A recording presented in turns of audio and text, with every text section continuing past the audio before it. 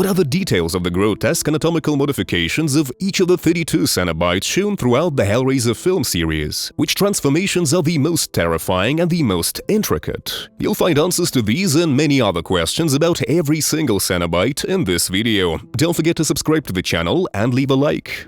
Hell is governed by the god of flesh, pain, and hunger, Leviathan. Leviathan's philosophy is simple: endless suffering and endless pleasure are inseparable. And the limits of pleasure can be understood only through one thing: through one's own flesh. Yes, this is exactly what Leviathan does to the souls of sinners in hell. That's the short version, but Leviathan needs assistants. Those assistants are the experimenters on the edges of sensation, the Cenobites, also known as the Order of the Gash. Whoever solves the puzzle, the Lament Configuration, opens the path to hell, a path to pleasures beyond fleshly limits. And at that moment, the Cenobites come. They will torture that person's soul and flesh endlessly, again and again.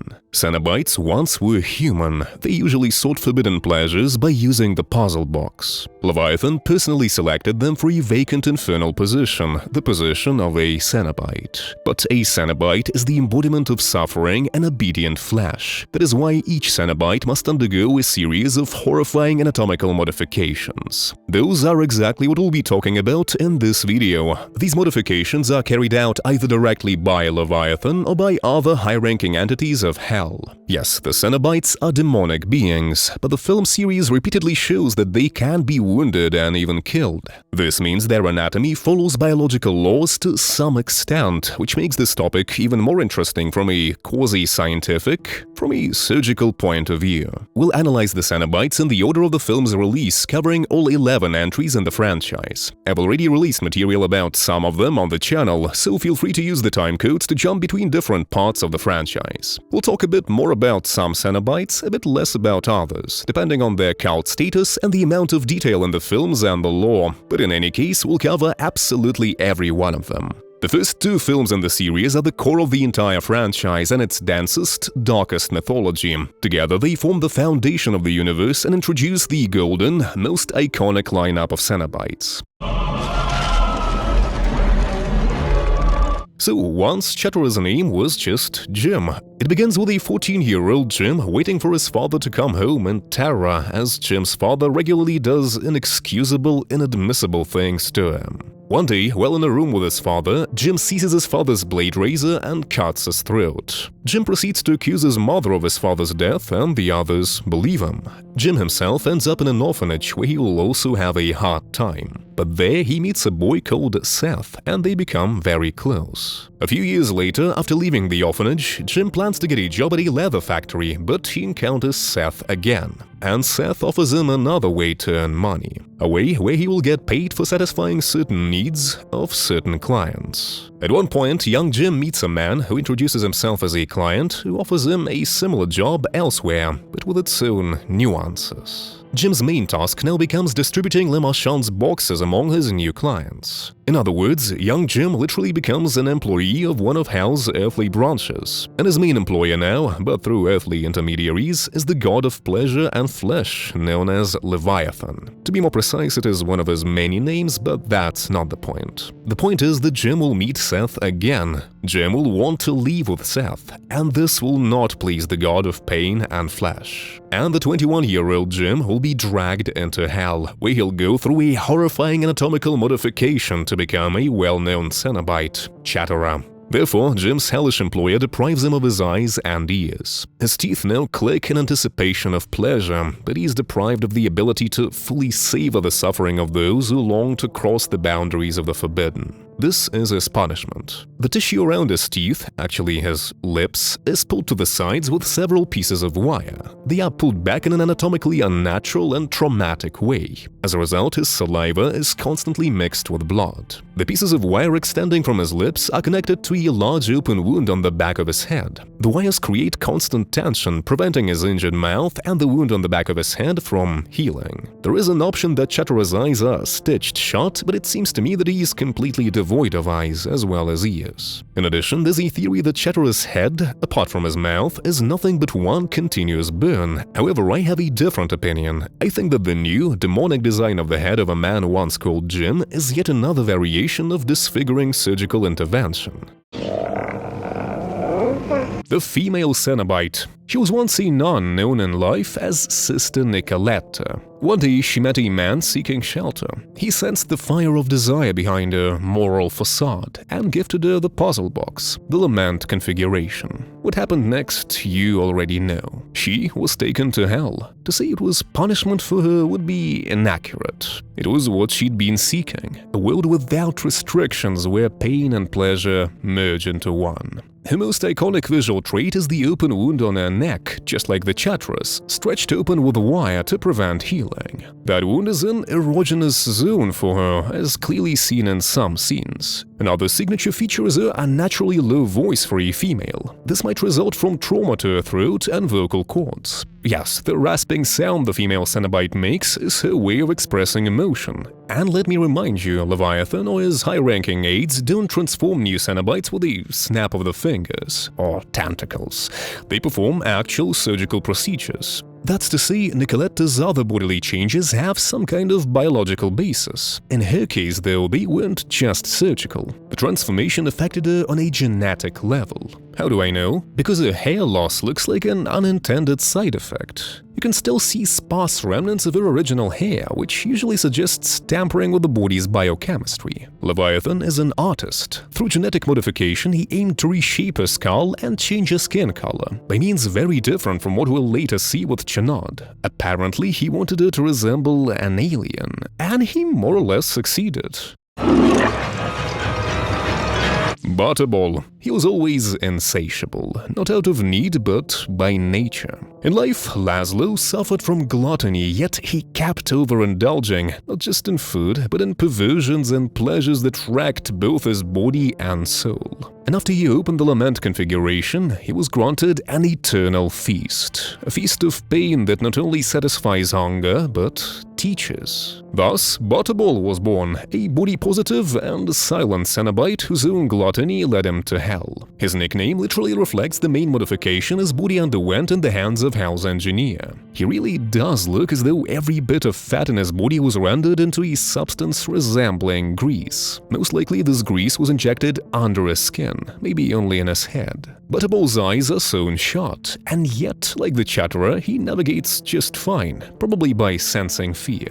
It's possible he no longer has eyeballs at all, perhaps a side effect of the grease injections. If the substance was injected not just under the skin but deep into the tissue, it could have pushed his eyes out of their sockets. In some shots, the makeup suggests that his ears, specifically their internal structure, were damaged as well. We see blood trickling from them. And the open wound on Butterball's body is the largest among all the Cenobites. His abdominal wall is torn open and stretched with hooks. In this case, it might not be just a sign of masochism, it could serve a practical purpose. Butterball's teeth are sharpened, probably so he can bite chunks out of his tormented victims. But since he no longer does this for the nourishment and only for torment, his digestive system is likely atrophied. Cenobites, after all, feed on suffering. So through this wound, he might retrieve the pieces he bites off others, but that's just my theory.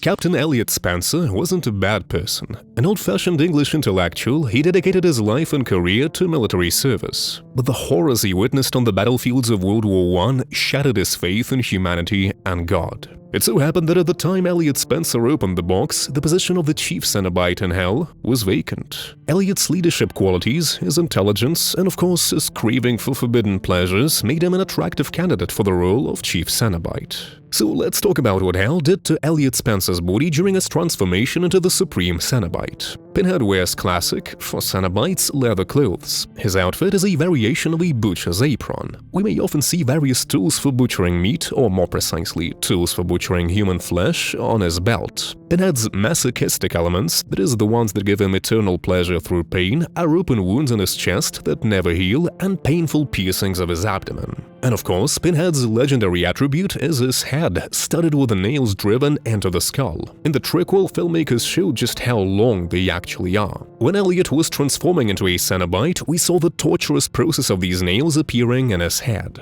First, Leviathan uses a scalpel to make deep cuts, which will finally form a grid-like pattern on his head. At each intersection point of the lines, scars, Leviathan inserts a nail. After that, each nail is hammered deeper into the head of the newbie Cenobite, who's still screaming in terror. Thus, Pinhead is born. And yes, the Cenobite's head, studded with nails, is far from just another element of masochism. The main secret of Pinhead's power lies in these nails. They are his strength. It's not without reason that when Leviathan kills Pinhead in Part 2, using Channard, he first strips him of his pins, meaning his power, and only then kills him. This means that Elliot Spencer's scarring is not random. It was done with certain mathematical precision. However, Pinhead's power is not in the scars, which are essentially just a visual attribute, but in the correct placement of the pins.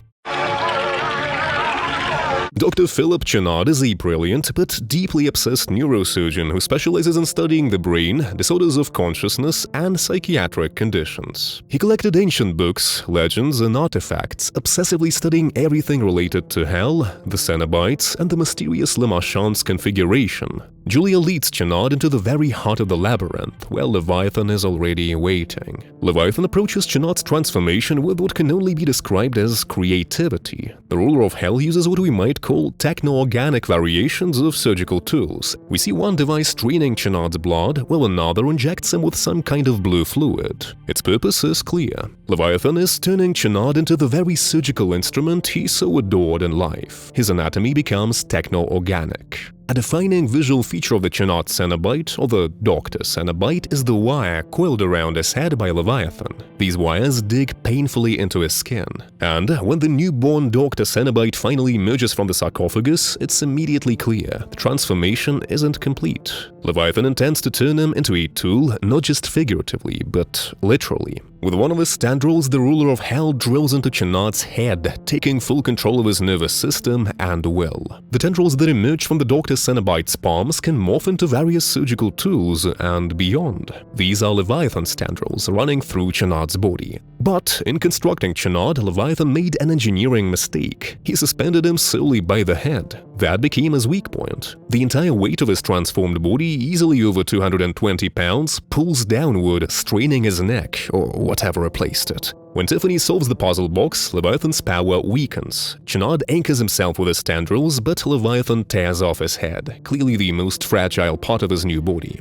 In Hellraiser III Hell on Earth, Pinhead becomes cut off from his human side. He's no longer connected to the higher powers of Hell. He becomes an independent force. And he begins to create his own monsters, his own Cenobites. And he does not make them from chosen souls as before, but directly from whoever happens to be at hand. Hell on Earth began when Pinhead, having consumed enough flesh, regained his powers and staged a horrific and elaborate massacre of the patrons and the staff of the Boiler Room Club. Jimmy Hammerstein, the guy who was a DJ in that club, living the nightlife and being part of the culture of the 90s. Pinhead turns him into a grotesque embodiment of his own profession. The discs that once spun in his equipment are now part of his anatomy. To begin with, the playful Pinhead drove 5 CDs into Jimmy's head, then another into his neck and another into his mouth. And a little later, we see him as Pinhead's freshly minted assistant in all his glory. All the CDs that Pinhead drove into his head earlier remain there. His mouth and the slit in his neck are technical slots for CDs. Another slot for discs is located in his chest. The discs he extracts from there he uses as throwing weapons, since his chest can hold a large supply of them. Another significant feature of his image are the mechanical sounds produced when he moves, and his movements themselves are maximally robotic. 2 massive scars encircle his skull. This is the result of an opening that Pinhead performed in order to implant a CD slot in Jimmy's head, but not only for that, because several discs are stuck in his head, deeply penetrating his brain tissue. The question arises, how does his consciousness function? The discs embedded into his brain might have become not just decoration, but some kind of hard drive that holds his personality and subjects it to Pinhead. Barbie is another of the pseudo-Cenobites from Hellraiser III. In ordinary life, his name was Rick, and he worked as a bartender in the same club, the Boiler Room. Then his head was wrapped with barbed wire, his eyes permanently shut, and his mouth and lungs were turned into a flamethrower. In his hands he carries a metal shaker filled with gasoline, which he uses as a weapon. And of course, we need to talk about his main visual attribute, the flamethrower in his mouth. Barbie's flamethrower is arranged as though his respiratory system was altered and connected to a fuel reservoir. Inside his throat and mouth, metal tubes or nozzles were built in, feeding flammable liquid directly from internal reservoirs in his body. Most likely he has a simple igniter built into his mouth, such as a metal component that creates a spark. Barbie also has tubes protruding from his torso, and that says a lot about him. These tubes may function as components for fuel supply and circulation. Even though Barbie is blinded by the barbed wire, he's not deprived of orientation. His body has been reconfigured to compensate for the loss of sight. Likely his hearing is heightened, and it's not impossible that thermal sensors were also integrated to perceive the heat of living beings. By the way, CD's spatial orientation system may be arranged in a similar way.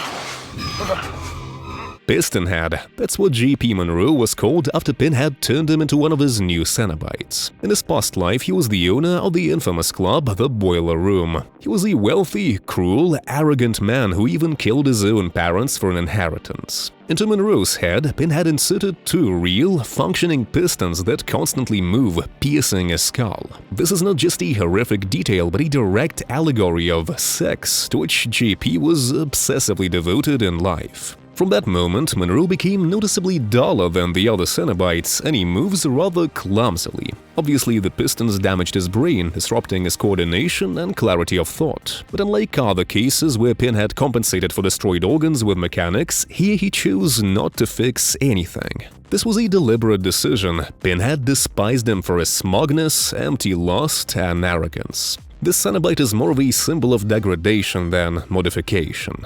Camerahead is one of the most striking pseudo-Cenobites in Hellraiser III.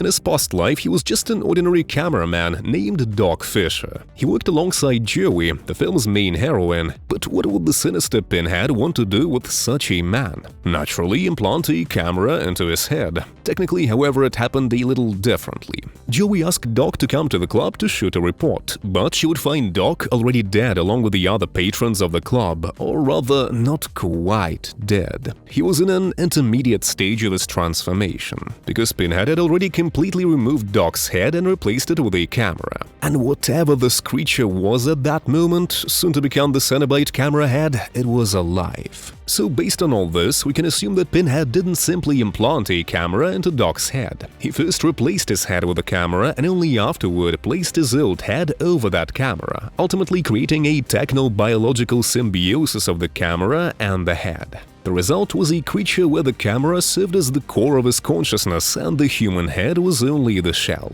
And of course, we should not forget that Pinhead also rebuilt the camera into a deadly weapon. Camerahead can kill his victims with his lens not only in close combat but also at a distance, firing explosive projectiles from it.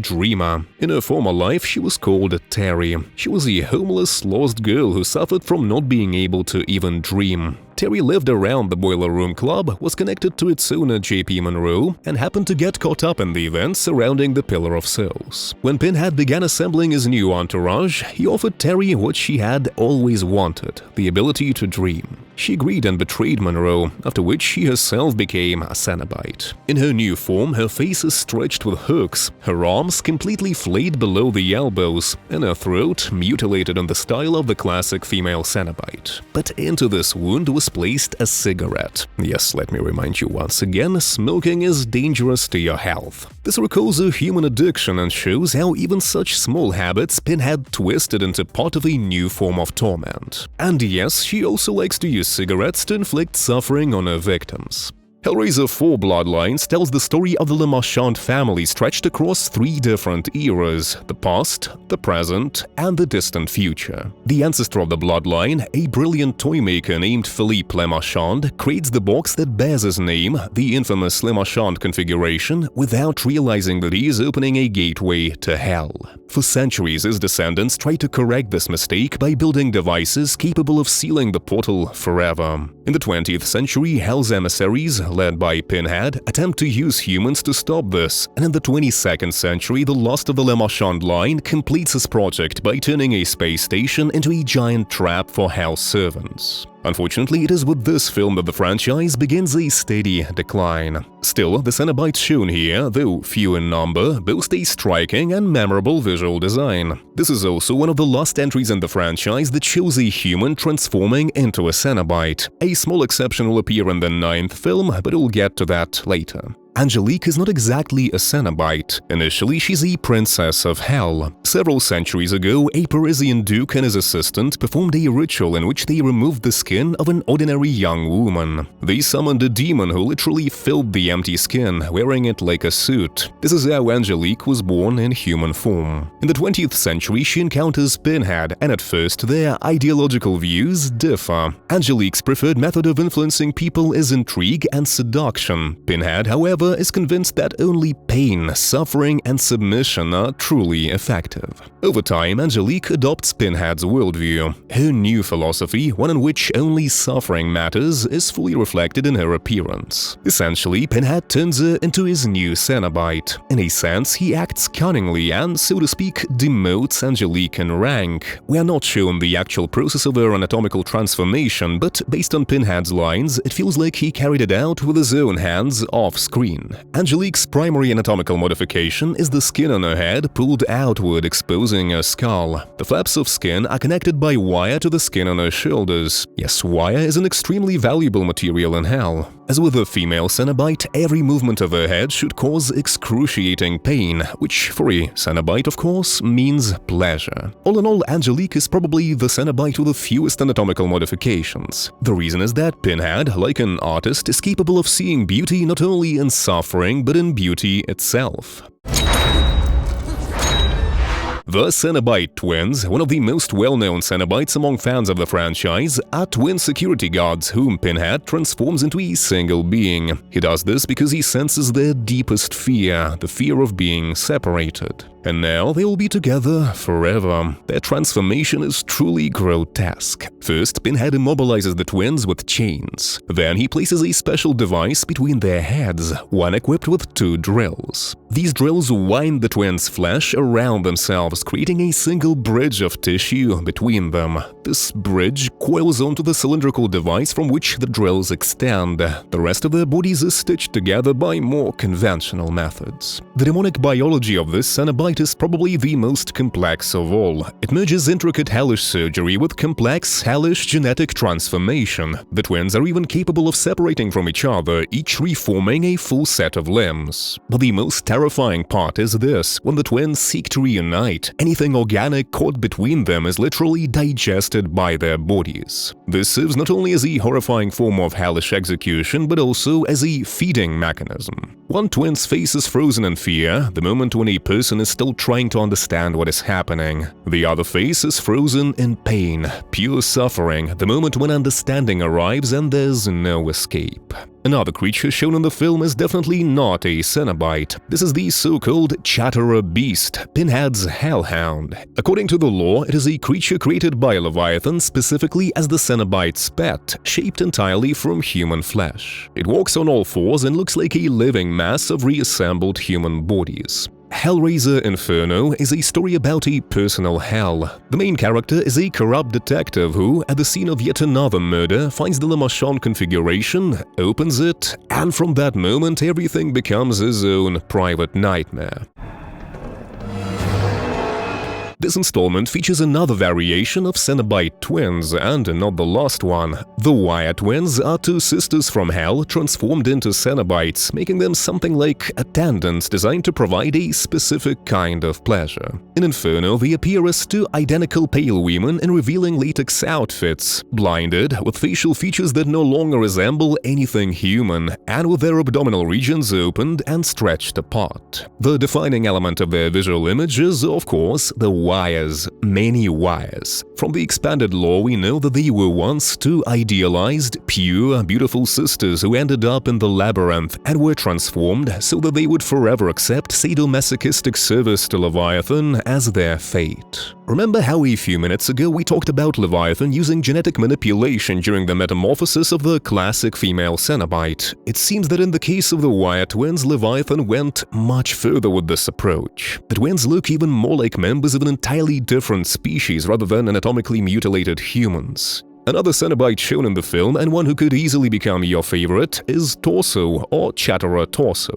As you have probably guessed, he was created in the likeness of the original Chatterer, but his defining feature is that he exists as only the upper half of a body, with a head and upper limbs. There is a version of the story claiming that he was once created by the original Chatterer in cooperation with the Labyrinth's engineers, apparently as a kind of hellish pet. After the Chatterer's death, Torso wandered through house corridors searching for his master and eventually joined Pinhead's new group along with the Wire twins. It is barely visible in the film, but descriptions state that from the lower part of his torso, essentially the ribcage, an exposed section of spine protrudes. And of course we can assume, as a theory, that this Cenobite may actually be the original Chatterer himself, whom Leviathan restored to life after the events of the second film. Not only restored, but punished again, making him even more unfinished, even more broken, which is why his skin became so deathly pale. And although Torso is shown very little in the film, I still get the feeling that despite his anatomical incompleteness, he may be far quicker and more agile than many other Cenobites, even the original Chatterer.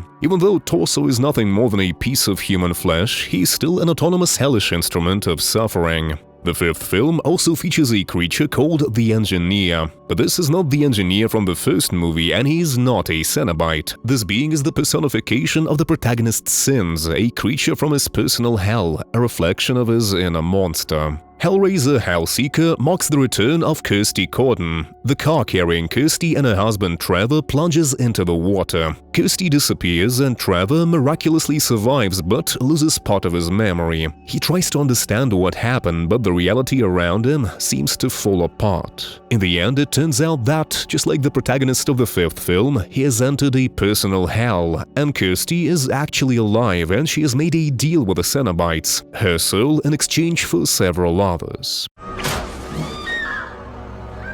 Stitch is a new Cenobite introduced in this film. She also appeared in the 7th installment, so I'll use the footage from there as well. We know nothing about her past, but she's one of the darkest and most depersonalized figures in the Order. The description of this Cenobite states that she wears a belt made from her own internal organs. Yes, that is something new. Although the film never shows her in full height, at least not in the 6th part, her main distinguishing feature is that almost all of the skin on her head has been removed, except for the skin around her mouth, and then crudely stretched back into place and fixed with metal staples. Like the Chatterer, Stitch is unable to see or hear, and it seems that she cannot speak, even though her mouth itself was left untouched by Hell's designers. And if the Chatterer's primary way of expressing emotion is the clicking of his teeth, then in her case it appears to be the movements of her tongue. In the 7th film, we finally see Stitch in full height, and here the design of her clothing differs noticeably from what we saw earlier. It is a rather conservative leather dress, so to speak. And there is another interesting detail. If you look closely, in the 6th film, the skin on Stitch's arm appears to be dying, and in the 7th, her hand is completely stripped of skin. It gives the impression that all of Stitch's skin is gradually dying off. Perhaps that is why she chose to wear such a closed garment. Surgeon is the embodiment of a mutilated doctor, whom Hell has turned into a living instrument for surgical manipulation. All of his main anatomical modifications, those we see on his head, are performed using medical tools, and yes, he may remind you of Cronin from Hellboy. I get the feeling that this character in life, just like Cronin himself, was obsessed with his own surgical modifications. We know little about his past, but I would develop the theory of this Cenobite's origin this way. As if, still human and suffering from dysmorphic body disorder, he performed these procedures on himself, removed the flesh around his teeth, and possibly even replaced his eyes with mechanisms. And Hell merely accepted his vision of beauty and maximized it. But again, this is only my theory based on how much he resembles Cronin. And yes, on his chest you can see injuries very similar to those Pinhead bears. Bound is another female Cenobite from the 6th film. In this case, she is, in my opinion, the Cenobite with the smallest number of anatomical modifications. For Cenobites, things like pale or slightly deformed skin are basically minor details. The only truly radical change is a patch of exposed skull at the top of her head. Essentially, all we can say about her is that her eyes and mouth are bound with leather straps, and her head is also wrapped in wire. But unlike Channard or Barbie, this wire does not dig painfully into her skin. For the most part, this Cenobite represents submission rather than radical physiological metamorphosis. Chatterer 3 is the updated version of the classic Chatterer, appearing in Hellraiser Hellseeker. He'll also appear in the 7th and 8th films. Visually, he retains the key traits of the original, but his clothing hides the modifications to his body, aside from his head. In the original Chatterer's design, it was shown that the interference with his anatomy was extensive. His internal organs were radically reassembled or even removed. We'll discuss this again when we reach the newest version of the Chatterer from the 2022 remake. Also, the wound on the back of his head, connected by wire to the stretched tissues around his lips, appears much smaller.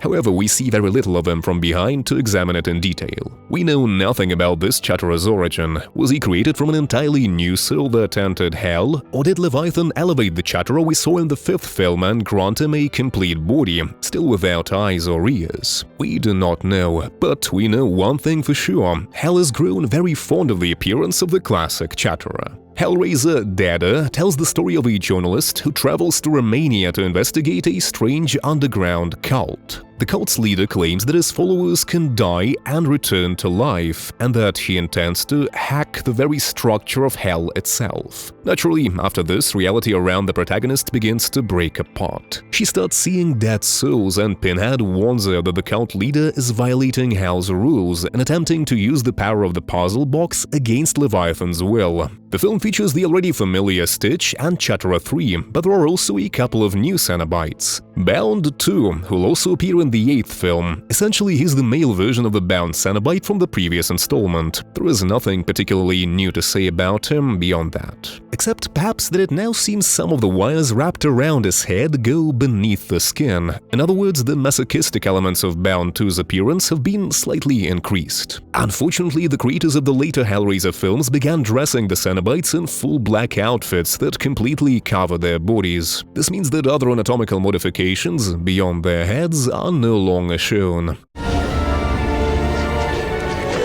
Little Sister is another new Cenobite in the film, whose past is also completely unknown. However, you can notice that her appearance strongly resembles that of the Wire twins. Nearly identical facial genetic modifications and the same wire, which serves as an important element of her design. Yes, it's possible that the filmmakers reused makeup originally created for the 5th film. And from this similarity, we can form a small fan theory of our own. What if Little Sister was originally one of the twins? Her name may even hint at this. And what if, as punishment or for other reasons, she lost her sister, ultimately taking on a more humble role as a servant of Hell? Notice how the wire now pieces the flesh on her head in such a way that it creates the effect of crying, the effect of tears, as if she's forever mourning her lost sister, as if this is her form of punishment. In the 7th film, there was supposed to be another Cenobite who was ultimately removed from the final cut. This Cenobite, nicknamed Spike, had a massive metal spike, some sources even say a gold one, driven straight through his head. This spike is his main and very striking distinguishing feature. Of course, such a spike would critically damage the brain, but does a Cenobite even need a brain? Yes, Cenobites are beings that, to some extent, still depend on biology.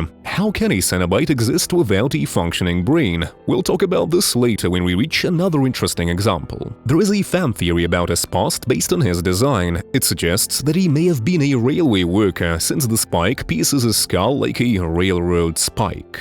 Hellraiser Hellworld is the story of a group of young people obsessed with an online game based on the Hellraiser universe. They are invited to a private party in an old mansion dedicated to the game, and everything quickly turns into a chain of nightmare scenes. The friends begin dying one by one, encountering Pinhead and other Cenobites in hallways, basements, and hidden rooms. However, closer to the finale, it's revealed that most of what they experienced was a hallucination caused by certain prohibited substances. And the host of this house is the father of their former friend, now deceased, who's seeking revenge for his son's death. But regardless of the twist, the ending of the film shows that Hell and the Cenobites are very real. As for the 8th film, we'll focus only on its story, since all the Cenobites shown here have already appeared in the previous installments and we have already discussed them. Hellraiser Revelations tells the story of 2 young men who open the puzzle box and disappear, and sometime later their families gather together to understand what happened. One of the boys manages to return, but gradually it becomes clear that he is not who he claims to be, and a family evening turns into a nightmare.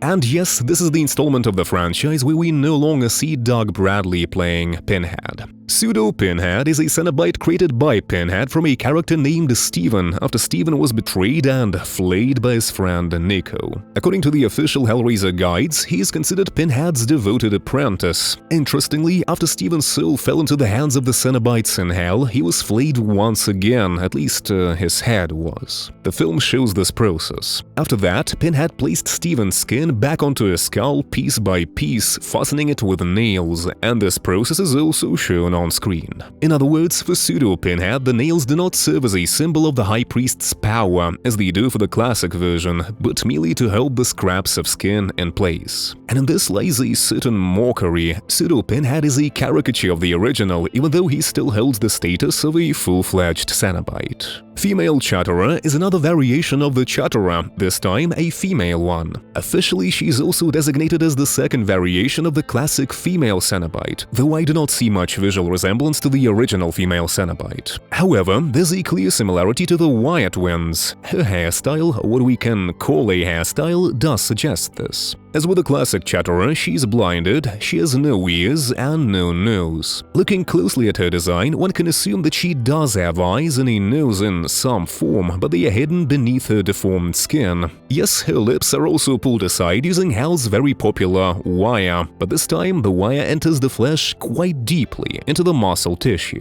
And one more thing, although this is not visible in the available frames, it appears that the large wound on the back of the head, characteristic of some Chatterer variations, is absent here. It seems that her head is the only part of her body that has undergone Hell's anatomical transformation. Hellraiser Judgment presents Hell as a cold, bureaucratic system. Sinners are not only tormented but also processed, their sins recorded, evaluated, and passed further down a grim administrative chain. Against the backdrop of this infernal office, 3 detectives investigate the case of a serial killer. Hellraiser Judgment introduced an entirely new cast of hellish beings who are not Cenobites but operate as an independent structure, the Stygian Inquisition. These are officials, each performing a specific function within Hell's paperwork. And yes, because the focus shifted to these beings, the Cenobites themselves, apart from Pinhead, appear very briefly, less than in any other Hellraiser film. We're shown the classic Chatterer, but far too briefly to determine whether this is a new version or the same Chatterer 3 last seen in the 8th film. We also see a new pair of Cenobite twins, but they are essentially the same Stitch with an updated wardrobe. The last time you saw her was in the 7th film. If Hell punishes one Cenobite by taking away her sister, it rewards another by giving her one. And it may seem that Stitch has become happy in some way, but that is not the case. We know nothing about the past of these Cenobites, but one thing is certain. These are entirely new Cenobites created by Hell in Stitch's likeness, nothing more. But the next film, the final one in this overview, is overflowing with eerie and vivid Cenobite designs. Hellraiser 2022 is a reimagining of the classic, where the core of the story remains almost the same as in Clive Barker's original film, but with its own nuances and a new vision of the darkness in this world. Yes, in Hellraiser 2022, the foundation of the Cenobites' visual design has become far more shocking. Their garments are made from their own skin, and all of this is enhanced with decorative elements of ligaments, muscles, tendons, and even mechanisms. Asphyx. The most distinctive feature of the Asphyx is the large piece of skin covering her entire face, which often causes her difficulty not only in orienting herself in space, but also in breathing, hence the name. An interesting detail shown in the film is that sometimes the skin covering the Asphyx's head can deteriorate, revealing a horrifically mutilated, flayed head. To cover her face again, she would need to obtain another large piece of skin, and where would it come from? Obviously from her own body. This means at some point the Asphyx could end up with no skin on her body at all. Another notable characteristic of the Cenobite is her bound hands, which restrict her mobility. When the Asphyx's hands are freed, she becomes remarkably agile, significantly more so than the other Cenobites. It is possible that this hyperactivity is precisely the reason why she spends most of her time in a bound state. A fan favorite, the infamous Chatterer, also appears in the film. There is one visual feature that sharply distinguishes him from the other Cenobites, and I'm not talking about his legendary chattering teeth. His attire is made not only from his own skin, but also from tendons and modified muscles. The new Chatterer is the Cenobite stripped of the largest amount of skin. For aesthetic purposes, the Lord of Hell also chose to expose his abdominal cavity and remove his internal organs. His signature feature, the constantly chattering teeth, anticipating suffering, is of course still present. The flesh around his teeth is also pulled to the sides in a frightening, traumatic manner, this time in a more radical fashion. However, this version of the Chatterer still has ears, which after all might be useful to a Cenobite. In the old school version, the flesh around his mouth was pulled back using wire that connected to a large open wound on the back of his head. Now the pulled flesh around his mouth connects to some kind of mechanical device on the back of his head. The purpose of this device is not hard to understand. It periodically, or perhaps constantly, stretches the traumatized flesh on the Chatterer's face.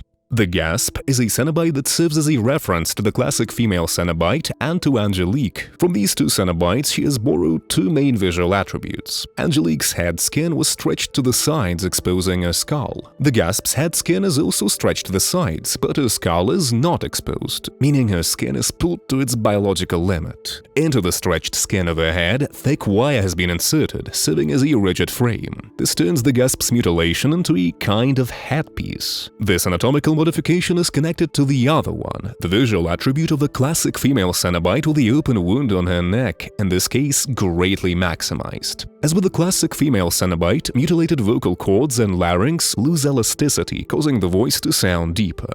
The Gasp's clothing, like that of other Cenobites, is made from her own skin. But it seems as if the hellish engineer at some point simply grew tired of this project and left parts of her dress unfinished. For example, the anatomy of the Gasp's legs is untouched. We're already here. The Masque is an intriguing Cenobite who appears very briefly in the film, but it's enough to understand that this Cenobite has no brain. The upper part of his face is skin stretched over a frame. In the Masque's case, the absence of a conventional brain does not necessarily mean the absence of all control centers. Its functions could be partially taken over by the spinal cord, an ancient and autonomous part of the nervous system capable of coordinating basic movements, maintaining posture, controlling reflexes, and even processing simple sensory signals. Based on what we saw in the film, that would be quite enough for him. The Mother is a Cenobite shown only briefly who, according to online speculation, may play a more important role in potential sequels. This Cenobite is pregnant. It is entirely possible that the Mother was already pregnant in life when she fell into Leviathan's hands, and her human condition became the basis for her new, twisted form. It's also possible that the pregnancy occurred in hell as the result of a ritual or punishment, turning her body into a vessel for the birth of something demonic, whether another Cenobite or a fragment of Leviathan himself. A third possibility is that her womb has nothing to do with a biological process at all, but serves as an element of eternal torment, as is typical of all Cenobites, frozen in the form of motherhood, where the child is nothing more than a symbol of pain. The Weeper is another new and anatomically disturbing Cenobite. Her main anatomical modification is revealed closer to the end of the film. Her forearms and hands can split lengthwise into two separate halves. For this to be possible, the Cenobite's anatomy would have undergone radical surgical restructuring. This transformation serves no practical purpose. In combat or otherwise, it would only make the Cenobite's movements less effective and more awkward. The purpose is different. It's a demonstration of the complete rejection of the human form, an act of submission to Leviathan's aesthetic, where pain and mutilated flesh become the sole meaning of existence. What is it you pray for? Of course, the image of Pinhead has also received a new, ominously refined incarnation. Fans refer to this new look as either the female Pinhead or simply the new Pinhead. Her clothing, woven from her own flesh, perhaps contains the greatest number of intricate, precise details of all the Cenobites. The lower part in particular stands out. The skin of her legs is completely flayed into a long ham that trails to the ground. The main visual hallmark of Pinhead is, of course, still there. The head studded with nails. Nails that, in addition to serving as makeshift tools for torturing souls, are also the primary source of the High Priest of Hell's power. On the new Pinhead, the mechanisms in her neck serve both as instruments of pain and as elements of aesthetic design. They constantly stretch the tissues, causing unending pain that, for a Cenobite, is both part of their existence and their connection to Leviathan. To conclude this video, I also want to briefly revisit the transformation of Roland Voigt into a Cenobite. Here we were clearly shown how Leviathan creates an attire of his new servants by manipulating their skin. In the classic films, Leviathan carried out the anatomical reconstruction of new Cenobites in a more tangible way. Here, however, Leviathan does it by sheer force of will, let's call it that. Nevertheless, just like in the classics, the transformation of a Cenobite does not happen with a snap of Leviathan's fingers or tentacles. It is also a long and agonizing process during which the candidate for Cenobitehood must endure everything, absolutely everything. I hope today you learned everything about every Cenobite. If you enjoyed this video, support it with your engagement. Goodbye.